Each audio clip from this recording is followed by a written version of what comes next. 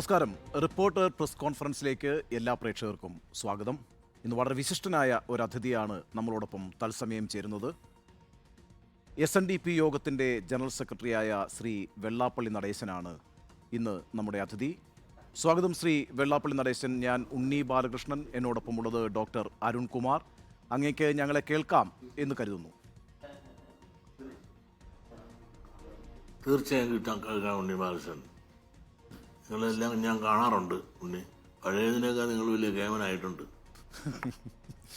ശരി, നോക്കൂ, കുമാരനാശാനേക്കാൾ കൂടുതൽ കാലം SNDP യോഗത്തിൻ്റെ ജനറൽ സെക്രട്ടറി ആയിരുന്ന, ഇപ്പോഴും ജനറൽ സെക്രട്ടറി ആയിരിക്കുന്ന കേരളത്തിലെ ഏറ്റവും സമുന്നതനായ സാമുദായിക നേതാവാണ് ശ്രീ വെള്ളാപ്പള്ളി നടേശൻ. അങ്ങേക്ക് SNDPയുടെ മനസ്സറിയാം, ആ സമുദായത്തിൻ്റെ മനസ്സറിയാം. നോക്കൂ, നമ്മുടെ സംസ്ഥാനവും രാജ്യവും 2 മാസത്തിനുള്ളിൽ ലോക്സഭാ തെരഞ്ഞെടുപ്പിലേക്ക് പോവുകയാണ്. നമ്മുടെ സംസ്ഥാനത്ത് 3 മുന്നണികളാണുള്ളത്: UDF, LDF, BJP നേതൃത്വം നൽകുന്ന NDA. SNDP എക്കാലവും അധസ്ഥിതരുടെ, പിന്നോക്കക്കാരുടെ ഉന്നമനത്തിനു വേണ്ടി പ്രവർത്തിച്ചുകൊണ്ടിരിക്കുന്ന ഒരു സംഘടനയാണ്. അതുകൊണ്ട് നിശ്ചയമായും SNDPക്ക് രാഷ്ട്രീയമുണ്ടാകണം. ഈ തെരഞ്ഞെടുപ്പിൽ SNDPയുടെ മനസ്സ് ആർക്കൊപ്പമാണ്, ഏത് മുന്നണിക്കൊപ്പമാണ്?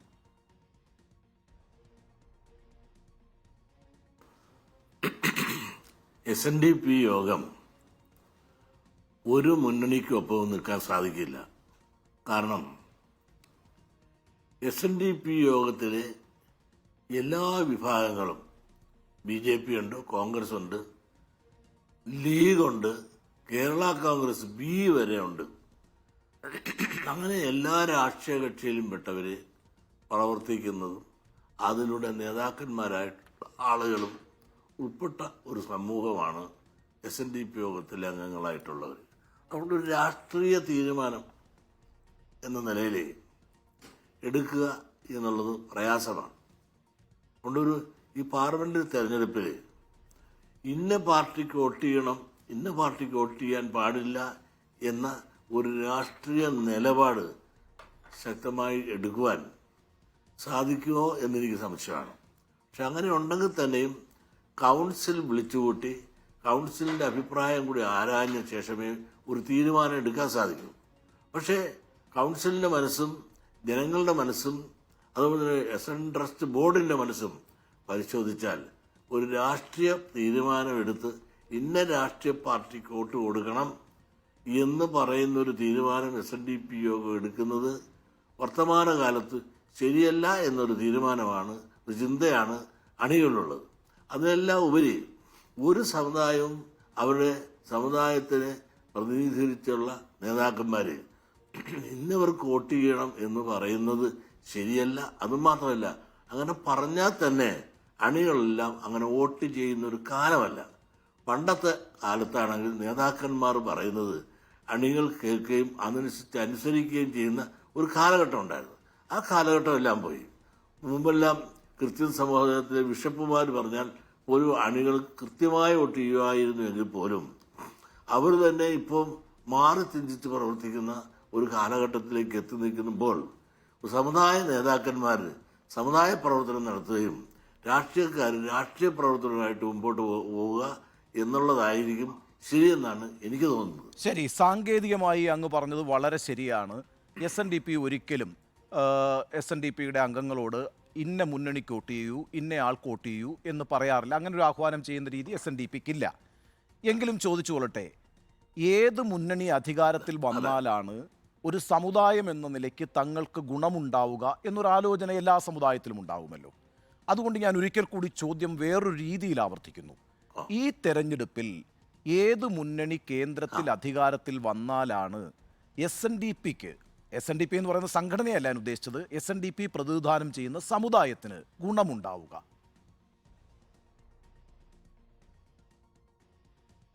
അല്ല, ഗുണവും ദോഷത്തെ പറ്റിയല്ല. കേൾക്കാൻ പാടില്ല. കേൾക്കാം ശ്രീ വെള്ളാപ്പള്ളി, ഞങ്ങൾക്ക് കേൾക്കാം. അങ്ങ് തുടർന്നോളൂ, അങ്ങേക്ക് കേൾക്കുന്നുണ്ടെങ്കിൽ. ഇപ്പൊ കേൾക്കാം. ചോദിച്ചൊന്നും ഒന്നുകൂടെ ആവർത്തിക്കുക. ഞാൻ ചോദിച്ചത് സാധാരണഗതിയിൽ SNDP അത്തരത്തിൽ ഏതെങ്കിലും ഒരു മുന്നണിക്ക് വോട്ട് ചെയ്യണം, ഒരു സ്ഥാനാർത്ഥിക്ക് വോട്ട് ചെയ്യണം എന്ന് ആഹ്വാനം ചെയ്യാറില്ല. താങ്കൾ പറഞ്ഞത് 100% ശരിയാണ്. അതുകൊണ്ടാണ് ഞാൻ ആ ചോദ്യം മാറ്റി ഒന്ന് ചോദിക്കുന്നത്. നോക്കൂ, ഒരു സമുദായം എന്ന നിലയ്ക്ക് ഏത് മുന്നണി അധികാരത്തിൽ വന്നാലാണ് തങ്ങൾക്ക് ഗുണമുണ്ടാവുക എന്നൊരു വിലയിരുത്തലുണ്ടാകുമല്ലോ. ഇപ്പോൾ ഉദാഹരണത്തിന് ഒരു കാര്യം കൂടി ഞാൻ പറയാം. ഇപ്പോൾ ഇന്ത്യ മുന്നണി ഒരു പ്രതിപക്ഷ സഖ്യമാണ്. ആ സഖ്യം ഈ തെരഞ്ഞെടുപ്പിൽ മുന്നോട്ട് വെക്കുന്ന ഒരാശയം കാസ്റ്റ് സർവേയാണ്, ജാതി സർവേയാണ്. ആ ജാതി സർവേ വന്നാൽ പിന്നാക്ക വിഭാഗങ്ങൾക്ക് വലിയ രീതിയിൽ ഗുണമുണ്ടാകുമെന്ന് പറയുന്നു. സ്വാഭാവികമായും SNDP ആ കാര്യം പരിഗണിക്കണ്ടേ, ആലോചിക്കണ്ടേ?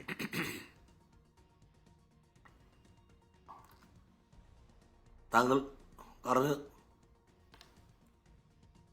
എപ്പോഴും ഇടക്ക് കട്ട് ചെയ്ത് പോകുന്നു നിങ്ങൾ. ചെറിയ സാങ്കേതിക തടസ്സമുണ്ടാവുന്നുണ്ടോ?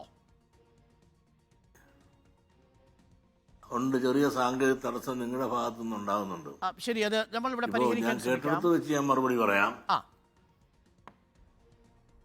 അതായത് ഈ ജാതി സെൻസസിനെ പറ്റിയാണ് താങ്കൾ പറഞ്ഞത്. എടുത്താൽ പിന്നോക്കക്കാർക്ക് പ്രയോജനമില്ലേ, അങ്ങനെ ഒരു അജണ്ട ഇന്ന് പിന്നെ ഇന്ത്യ മുന്നണി വെച്ചിട്ടുണ്ട്, അല്ലെങ്കിൽ കോൺഗ്രസ് വെച്ചിട്ടുണ്ട്. അതിൽ ഇന്ത്യ മുന്നണി വെച്ചിട്ടുണ്ട്. അത് നല്ലതല്ല, ഇത് ഗുണം ചെയ്യലേ എന്നുള്ളതാണ് താങ്കളുടെ ചോദ്യം എന്നാണ് ഞാൻ മനസ്സിലാക്കുക. അതെ അതെ, നിങ്ങളൊരു കാര്യം ആലോചിക്കണം. എന്നാണ് ഈ മുന്നണി, ഈ കോൺഗ്രസ്സുകാർ ഇത് വെക്കാൻ തുടങ്ങിയത്? ഈ പാർലമെന്റ് ഇലക്ഷനും അസംബ്ലി ഇലക്ഷനും ഒക്കെ വരുമ്പോൾ ഓരോ മുന്നണികളും പല മോഹന വാഗ്ദാനങ്ങളും പറയാറുണ്ട്. ഇതൊന്നും ഏതെങ്കിലും നടന്നതായിട്ട് ചരിത്രമുണ്ടോ? നിങ്ങളൊന്ന് ആലോചിച്ച് നോക്ക്. സെൻട്രലിൽ ഏതായാലും ഒരു കാരണവശാലും ഈ ഇന്ത്യ മുന്നണി അധികാരത്തിൽ വരില്ലെന്ന് അവർക്ക് തന്നെ അറിയാം. മാത്രമല്ല, സെൻട്രലിൽ ഇന്ന് മോദി തരംഗത്തിൽ മുങ്ങിക്കിടക്കുക. നാലാം ഊഴവും അദ്ദേഹത്തിന് നരേന്ദ്രമോദി തന്നെ ഇന്ത്യ ഭരിക്കുമെന്ന് കോൺഗ്രസ് അല്ല, എല്ലാവർക്കും നിങ്ങൾക്കുമെല്ലാം പച്ചയായ പരമാർത്ഥം അറിയാം. പിന്നെ ഈ പുറത്തു നിൽക്കുന്ന പലരും ഒരുപാട് മോഹന വാഗ്ദാനങ്ങൾ നടക്കുമ്പോൾ ഇവർക്കൊന്നും നടത്താനുള്ള കഴിവോ പ്രാപ്തിയോ അല്ലെങ്കിൽ ഇങ്ങനൊരു ആശയം ഇത്രയും കൊല്ലത്തിനുള്ളിൽ പറയാതെ ഇലക്ഷൻ വരുമ്പോൾ മാത്രം ഈ ഉണ്ടയില്ലാത്ത വെടി എന്തിനാ അടിക്കുന്നത്?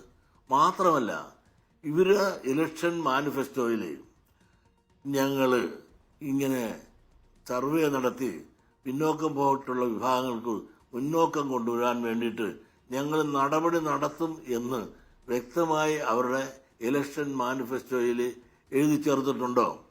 ഇതൊന്നുമില്ലാതെ കുറേ പ്രസ്താവനകൾ മാത്രമാണ് നമ്മൾ കാണുന്നത്. ഈ പ്രസ്താവനകൾ നടത്താൻ സാധിക്കാത്ത, കഴിവില്ലാത്ത, അല്ലെങ്കിൽ നാളെ ഭരണത്തിൽ വരാൻ യാതൊരു വിധത്തിൽ സാധ്യതയില്ലാത്തവർ നൽകുന്ന മോഹന വാഗ്ദാനങ്ങൾക്ക് എന്താണ് അർത്ഥം? ശരി, കേരളത്തിലേക്ക് വരുമ്പോൾ ജാതി സർവേക്ക് അനുകൂലമായൊരു നിലപാട് ഇവിടെ ഇടതുപക്ഷവും എടുത്തിട്ടില്ല. അപ്പോൾ ഇടതുപക്ഷത്തെയും നിങ്ങൾ സമുദായത്തിന് അനുകൂലമായ ഒരു നിലപാടെടുക്കുന്ന മുന്നണിയായി കാണുന്നില്ല. അല്ല, ഇടതുപക്ഷം എടുത്തില്ല വെച്ചാൽ അവർ ചെയ്യലാത്ത കാര്യങ്ങൾ ചെയ്യലാന്നവർ പറഞ്ഞു. ഇന്നലെ വരെ ചെയ്യാതിരുന്ന ആളുകൾ ഇപ്പൊ ചെയ്യാമെന്ന് പറഞ്ഞ് ഇലക്ഷൻ സമയത്ത് എന്തിനാണ് ചെയ്യാൻ വരണത്? ശരിയാണ്.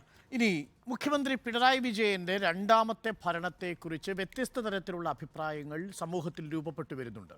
തീർച്ചയായും ഈ ഒന്നാം പിണറായി സർക്കാരിനെയും രണ്ടാം പിണറായി സർക്കാരിനെയും കുറിച്ച് താങ്കളും കൃത്യമായ നിരീക്ഷണം നടത്തിയിട്ടുണ്ടാവും. നേരത്തെ ഒരിടത്ത് താങ്കൾ പറഞ്ഞത് ഒന്നാം പിണറായി സർക്കാരിനോടൊപ്പം എത്തുന്നില്ല രണ്ടാം പിണറായി സർക്കാർ എന്നുള്ളതാണ്. പക്ഷേ അപ്പോഴും സാമ്പത്തിക പ്രതിസന്ധിക്ക് നടുവിൽ നിന്നുകൊണ്ടാണ് രണ്ടാമത്തെ പിണറായി സർക്കാർ 2.5 വർഷം പൂർത്തിയാക്കുന്നത്. ഈ സാമ്പത്തിക പ്രതിസന്ധി കേന്ദ്രം കാരണമാണ് എന്ന് സംസ്ഥാന സർക്കാർ പറയുന്നു. എന്നാൽ സംസ്ഥാന സർക്കാരിൻ്റെ കെടുകാര്യസ്ഥിതിയാണെന്ന് പ്രതിപക്ഷവും പറയുന്നു. വെള്ളാപ്പള്ളി നടേശൻ എന്താണ് തോന്നുന്നത്? സാമ്പത്തിക പ്രതിസന്ധിയുണ്ട് എന്നുള്ളത് അവിതർക്കിതമായ കാര്യമാണ്. പക്ഷേ അതിന് കാരണം ആരാണെന്നാണ് തോന്നുന്നത്? രണ്ടാം പിണറായി സർക്കാരിനെ കുറിച്ചുള്ള താങ്കളുടെ നിലപാടെന്താണ്? കാരണം ഒന്നാം പിണറായി സർക്കാരിൻ്റെ ഭരണം നിങ്ങളൊന്ന് ആലോചിച്ച് നോക്കൂ. ട്രഷറിയിൽ ഒരു നിയന്ത്രണം ഉണ്ടായിട്ടില്ല, ട്രഷറി പൂട്ടിയിട്ടില്ല. നിങ്ങൾക്കെല്ലാം സാങ്കേതികമായി അവിടെ എന്തോ തകരാറുണ്ട് കേട്ടോ. കേൾക്കാം, ഞങ്ങൾക്ക് കേൾക്കാൻ കഴിയുന്നുണ്ട്, അങ്ങ് പറഞ്ഞോളൂ. അതായത് രണ്ടാം പിണറായി സർക്കാരും ഒന്നാം പിണറായി സർക്കാരും തമ്മിലുള്ള വ്യത്യാസം, ഒന്നാം പിണറായി സർക്കാരിൻ്റെ കാലത്ത് ട്രഷറിയിൽ പണമുണ്ടായിരുന്നു, ഒരു കുഴപ്പമില്ലായിരുന്നു, ട്രഷറി പൂട്ടിയിട്ടില്ല, ഒരു നിയന്ത്രണമില്ല. എല്ലാം ഭംഗിയായിട്ടും വൃത്തിയായിട്ടും ചിട്ടയായിട്ടും വിനയമായിട്ടും ഭരണം നടത്തി. എന്നാൽ രണ്ടാം പിണറായി സർക്കാർ വന്ന ഈ കാലഘട്ടത്തിൽ സാമ്പത്തികമായി വളരെയധികം മാന്ദ്യമുണ്ടായി, സമ്പത്തില്ലാതെ പോയി. അത് എവിടുന്നാണ്, ഇവിടെ നിന്ന് സെൻട്രിൽ നിന്ന് കിട്ടാഞ്ഞിട്ടാണോ കിട്ടിയിട്ടാണോ എന്നുള്ളതിനെപ്പറ്റി പറയാൻ ഞാനാണല്ല. കാരണം ഞാനൊരു സാമ്പത്തിക വിദഗ്ധനല്ല. അവിടെ നിന്ന് കിട്ടേണ്ടത് എത്രയായിരുന്നു എനിക്കറിയില്ല, ഇവിടെ തരാത്തത് കൊണ്ടാണെന്ന് പറഞ്ഞാൽ അതെനിക്കറിയില്ല. അവർ പറയും തന്നെന്ന് പറയും. ഇങ്ങനെ സെൻട്രലും സ്റ്റേറ്റും തമ്മിൽ ആ വിഷയത്തെ സംബന്ധിച്ചിടത്തോളം ഒരു തർക്കം നിലനിൽക്കുന്നിടത്തോളം കാലം അത് ആരാണ് എൻ്റെ ഉത്തരവാദി എന്ന് പറയാൻ ഞാൻ ഉത്തരവാദിയല്ല. ഞാനത് പഠിച്ചിട്ടില്ല, പഠിക്കാത്ത വിഷയത്തെപ്പറ്റി പറയാൻ സാധിക്കില്ല. ഏതായാലും കഴിഞ്ഞ ഭരണവും ഈ ഭരണവും നോക്കുമ്പോൾ ഈ പിന്നോക്ക വിഭാഗങ്ങൾക്കും പ്രത്യേകിച്ചും പെൻഷൻ കൊണ്ട് കഴിയുന്ന ഒരുപാട് പാവങ്ങളുണ്ട്. ഇടതുപക്ഷത്തിന് ഏറ്റവും വളരെ ദോഷകരമായിട്ട് ശബരിമല ഇഷ്യൂ ഉൾപ്പെടെയുള്ള പലതിനും ഉണ്ടായിരുന്ന കാലഘട്ടത്തിൽ അവർ ആഞ്ഞു കുത്തിയായിരുന്നു കഴിഞ്ഞ ഭരണകാലത്ത്.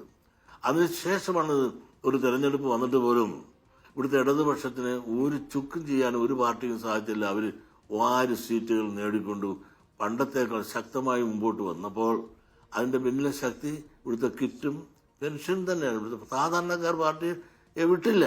അവർ ഹൃദയത്തോട് ചേർത്ത് പിടിച്ചുകൊണ്ട് ഭരണത്തിന് പിണറായിയെ പിന്താങ്ങി എന്നുള്ളതുകൊണ്ടാണ് ഇത്തരം വലിയ വിജയമുണ്ടായത്. പക്ഷേ രണ്ടാമത് വന്നപ്പോൾ ഈ പറഞ്ഞ പല കാര്യങ്ങളിലും കുറേ കുറവുകൾ വന്ന് കൊടുക്കാനില്ല, പണമില്ല എന്നപ്പോൾ ഇതെല്ലാം കട്ട് ചെയ്തു. ഇപ്പോൾ തന്നെ പെൻഷൻ കൊടുത്തിട്ട് എത്ര നാളുകളായി. ഇതെല്ലാം കൊടുക്കാതെ വരുമ്പോൾ സ്വാഭാവികമായിട്ടും അസംതൃപ്തി രാജ്യത്തുണ്ടാകും. അതുപോലെ നിത്യോപയോഗ സാധനങ്ങൾ സപ്ലൈകോ വഴി കൊടുത്തിട്ടുണ്ടെന്നില്ല വില കൂടി. സ്വാഭാവികമായിട്ടും കാലാകാലങ്ങളിൽ ഇത് വില കൂടുന്നൊരു സാധനമാണ്. ആ വില കൂടുന്ന സമയത്ത് കുറേശ്ശെ കൂട്ടേണ്ടതിന് പകരം കുറേ കൊല്ലമായി ഇത് കൂടാതിരുന്നുവെങ്കിൽ അതിൻ്റെ ഉത്തരവാദിത്വം കൂട്ടാതിരുന്നെങ്കിൽ ഇതൊന്നും നമ്മളെ ബാധിക്കുന്ന പ്രശ്നമല്ല. ഇത് ആലോചിച്ച് ചെയ്യേണ്ട കാര്യങ്ങൾ പലതും കാലാകാലങ്ങൾ ചെയ്യേണ്ടത് ചെയ്യാതെ സപ്ലൈകോയിൽ നിന്ന് ഇന്ന് വളരെ വില കൂട്ടി അരിയായാലും മറ്റ് സാധനങ്ങളാവും വാങ്ങേണ്ട ഒരു ദുരവസ്ഥ നിലനിൽക്കുന്നു. പെൻഷൻ കിട്ടുന്നില്ല, മരാമത്ത് നടന്ന കോൺട്രാക്ടർമാർക്ക് പേയ്മെന്റ് കൊടുക്കുന്നില്ല. അങ്ങനെ ഏറെ സാമ്പത്തിക പ്രതിസന്ധിയുടെ നടുവിലൂടെയാണ് ഇന്ന് സർക്കാർ പോകുന്നത്. ശരി, ഭരണത്തിൽ സംഭവിച്ചിരിക്കുന്ന സാമ്പത്തിക പ്രതിസന്ധി മൂലമുള്ള പരാജയം എന്നാണ് അങ്ങ് വിലയിരുത്തുന്നത്. എന്നാൽ അതേസമയം മുഖ്യമന്ത്രി പിണറായി വിജയനെതിരെ വ്യക്തിപരമായി വിമർശനവും അഴിമതി ആരോപണവും മകളുടെ പേരിൽ നിൽക്കുന്നു. ഇന്ന് ഉച്ചയ്ക്ക് 2:30 കർണാടക ഹൈക്കോടതിയിൽ വിധി പറയാൻ വെച്ചിരിക്കുന്ന ഒരു കേസുണ്ട്.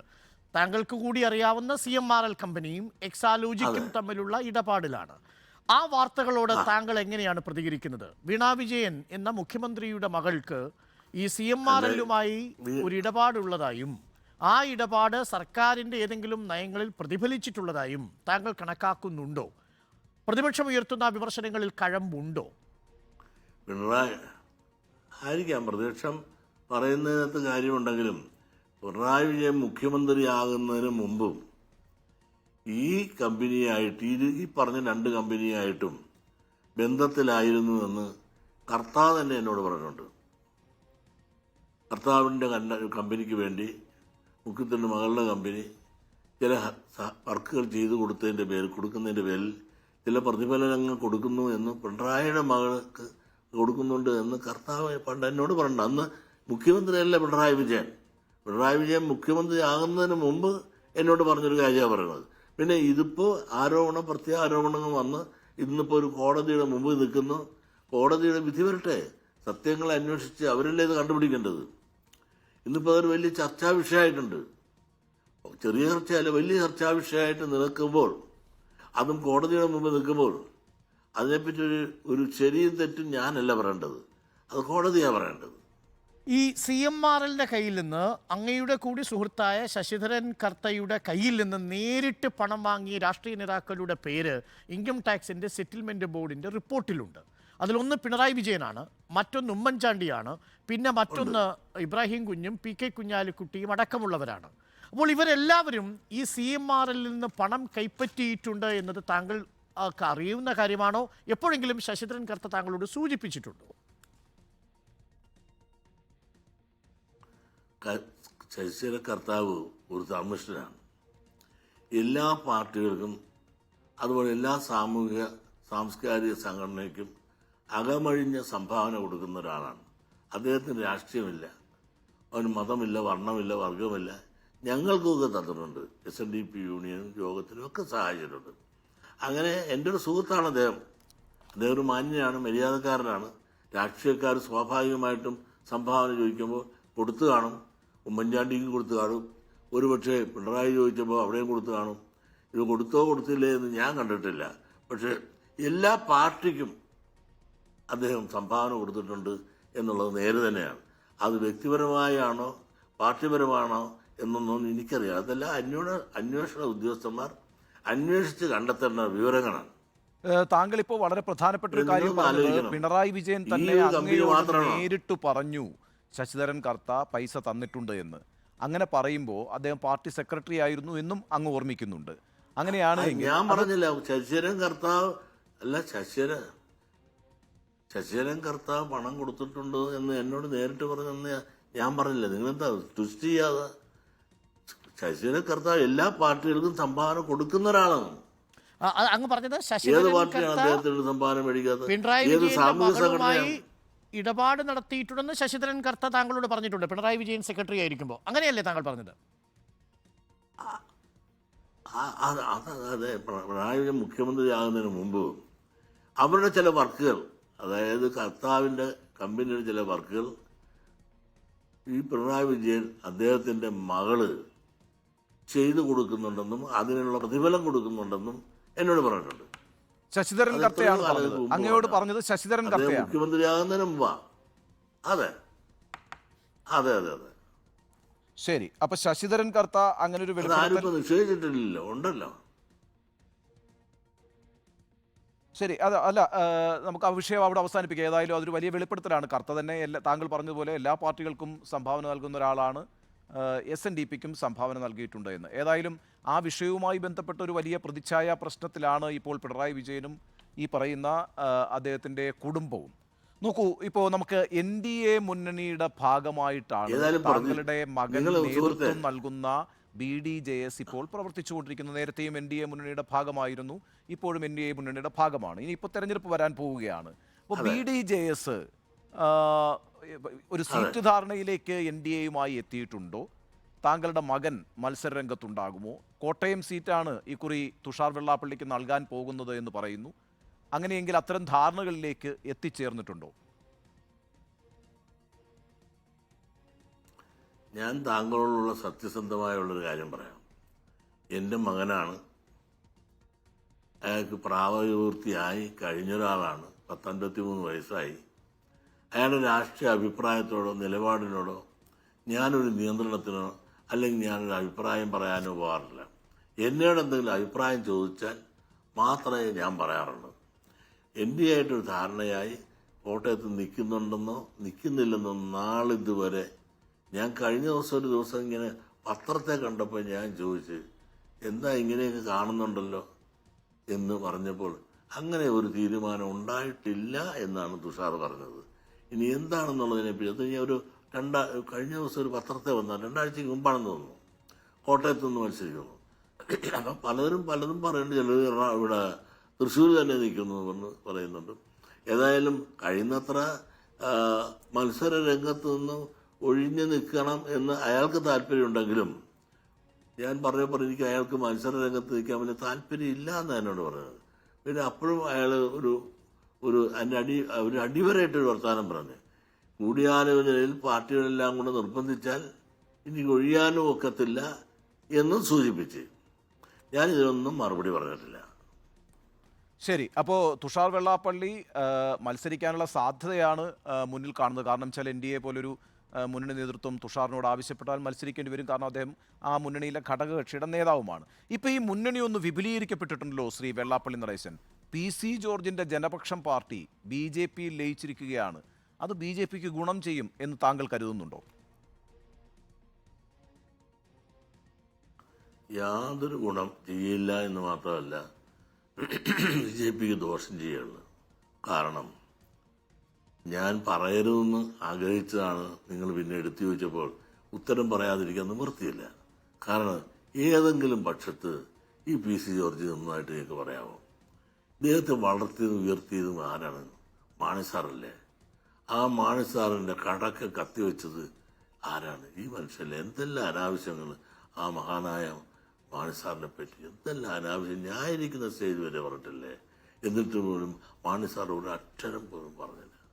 മറിച്ച് അത് അദ്ദേഹത്തിൻ്റെ മഹത്വം. ഞാൻ ചോദിച്ചു, മാണി സാറേ, അദ്ദേഹം ഞങ്ങൾ വിളിച്ചിരുത്തിയ യോഗത്തുണ്ട് രണ്ടുപേരെയും, അതിൽ വെച്ച് പറഞ്ഞപ്പോൾ പോലും ഞാൻ മാണി സാറിനോട് മാപ്പ് പറഞ്ഞു. അപ്പോൾ പറയുന്നോണ്ട് പറഞ്ഞത്, അത് ജോർജല്ലേ, അതൊക്കെ അയാൾ പറയും, അതയാളുടെ സ്വഭാവമാണ്, സാറിലുള്ള പരീക്ഷ എന്നോട് ക്ഷമ പറയേണ്ട കാര്യമൊന്നുമില്ല, അത് വിട്ടത് അവൻ്റെ സ്വഭാവമാണെന്ന് പറഞ്ഞു. പക്ഷെ അതിൽ അങ്ങനെ വലിയ മനസ്സാണ് മാണി സാറ് കാണിച്ചത്.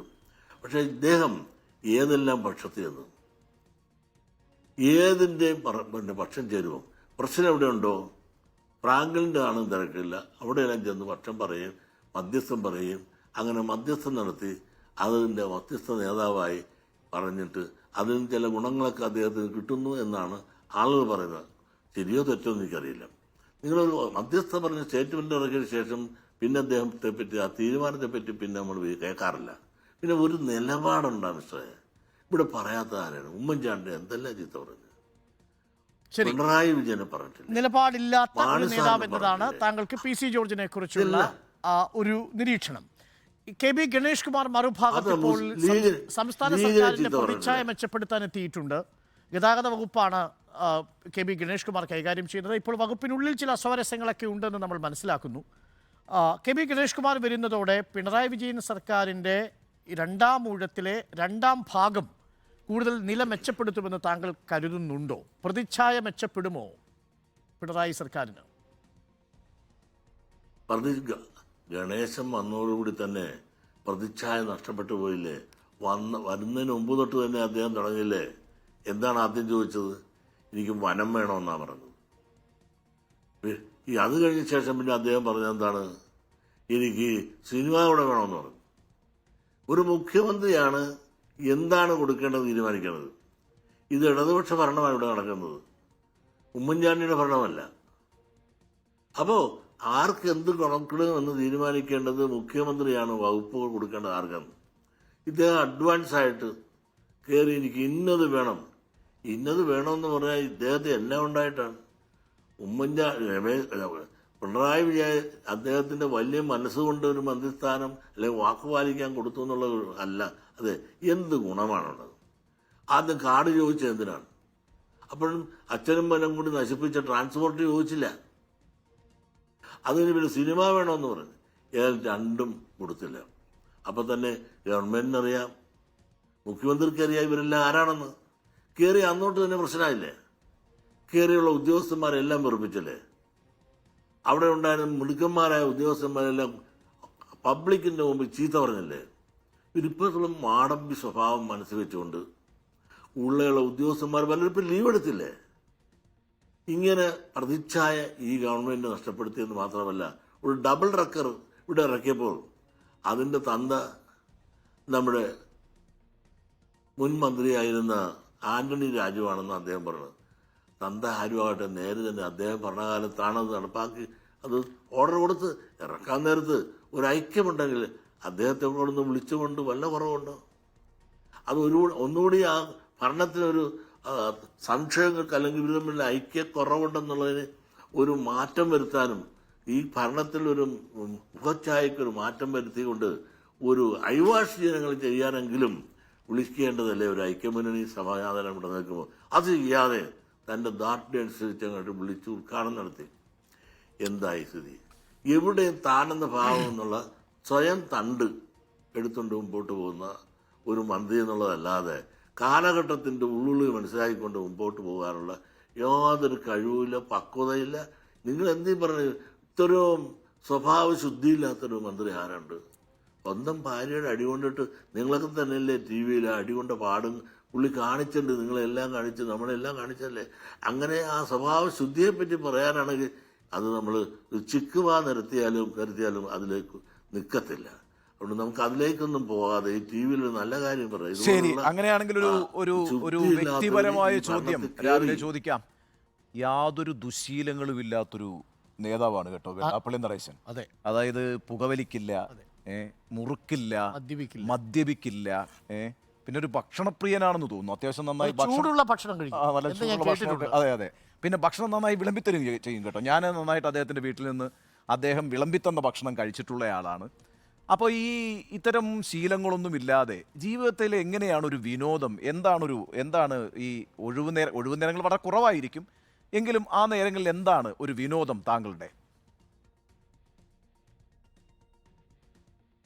ഒഴിവ് നേടം എൻ്റെ വിനോദം എന്ന് പറഞ്ഞാൽ ഞാൻ ബെഡ്റൂമിൽ കയറിയ ന്യൂസാണ് കാണുന്നത്. വാർത്ത കാണും. നിങ്ങളുടെ ന്യൂസ് ഉൾപ്പെടെ പണ്ടൊക്കെ നിങ്ങളുടെ ന്യൂസ് വാർത്ത കാണും, റിപ്പോർട്ടറും കാണും. റിപ്പോർട്ടർ പണ്ട് മോശമായിരുന്നു, ഇപ്പോൾ വലിയൊരു ഉയർച്ചയുടെ കൊടുമുടിയിലെത്തി നിൽക്കുകയാണ് നിങ്ങൾ. നല്ല ക്ലാരിറ്റി ഉണ്ട്, വലിയ കേമന്മാരൊക്കെ നിരന്ന് നിൽപ്പുണ്ട്, കാണുന്നുണ്ട്. എനിക്ക് അറിയാവുന്നവരാണ് പലരും. നികേഷിനെയൊന്നും കണ്ടില്ല, അത് ശരിയായില്ല എന്ന് പറയാതിരിക്കാൻ നിവൃത്തിയില്ല. അത് പറയാം. പിന്നെ ഞാൻ വളരെ ഇഷ്ടപ്പെട്ട, എന്നെയും പുള്ളി ഇഷ്ടപ്പെട്ടിട്ട് പുള്ളി അതേ ഇവിടെ ഉണ്ടെന്ന് കണ്ടതാണ് ഞാൻ സമ്മതിച്ചത്. അപ്പോൾ 3 പേര് ചോദിക്കുന്നവർ, ഒരാൾ കാലുമായിരുന്നു നികേഷ്, ബാക്കി 2 പേരും നല്ലപോലെ അറിയാം. ഇത് അങ്ങനെ ഞാൻ എൻ്റെ സമയം ഒരു സിനിമ കാണാറില്ല, ക്ലബ്ബിൽ പോകാറില്ല, നാടകമില്ല, ഒന്നുമില്ല. ഞാൻ വിശ്രമ സമയം അകത്ത് കയറിയ ചാനൽ മുഴുവൻ നോക്കും, എല്ലാ ചാനലും, ഒരു ചാനൽ എല്ലാം നോക്കും. ആരൊക്കെ എന്ത് പറഞ്ഞു, അപ്ഡേറ്റ് വിഷയം എന്ത്, ആരെല്ലാം എന്നെ ചീത്ത പറഞ്ഞു, ആരെല്ലാം നല്ലത് പറഞ്ഞു, ഇതെല്ലാം മനസ്സിലാക്കിക്കൊണ്ട് ഞാൻ പഠിച്ച് മറുപടി പറയണ്ടേ. ഇപ്പോൾ രാവിലെ കിട്ടിയ ന്യൂസ് ആണല്ലോ, കിട്ടിയതിന് വരെ എനിക്ക് മറുപടി പറയാൻ സാധിക്കുന്നത്. ഞാൻ രാവിലെ എണീറ്റ് ആദ്യം പല്ലുതേച്ച് വന്ന് പിന്നെ ന്യൂസാണ് നോക്കണമെന്നത്. എനിക്ക് വേറെ ഒരു ആനന്ദവുമില്ല. പിന്നെ പാവങ്ങളുടെ പ്രശ്നങ്ങൾ കേൾക്കാനും അതിന് പരിഹാരം കാണാനും എൻ്റെ സമയങ്ങളാണ് മുഴുവൻ ഞാൻ ഓർക്കുന്നത്. അവർ വരുന്നാൽ എത്ര മണി വരെ വേണം. പിന്നെ ഉച്ചയ്ക്കാണ് ഊണ് കഴിച്ച ഒരു അരമണിക്കൂർ കിടക്കും.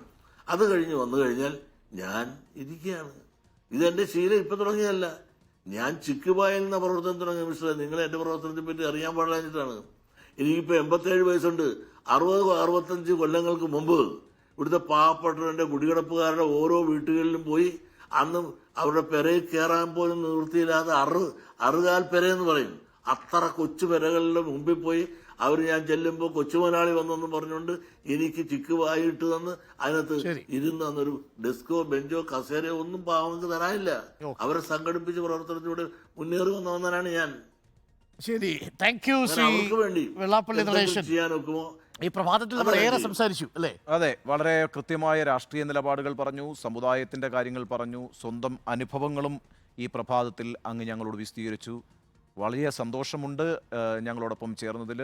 വീണ്ടും ഈ തെരഞ്ഞെടുപ്പ് കാലത്ത് നമുക്ക് ഒരുപാട് കാര്യങ്ങൾ സംസാരിക്കാനുണ്ട്. വീണ്ടും കണ്ടുമുട്ടാം.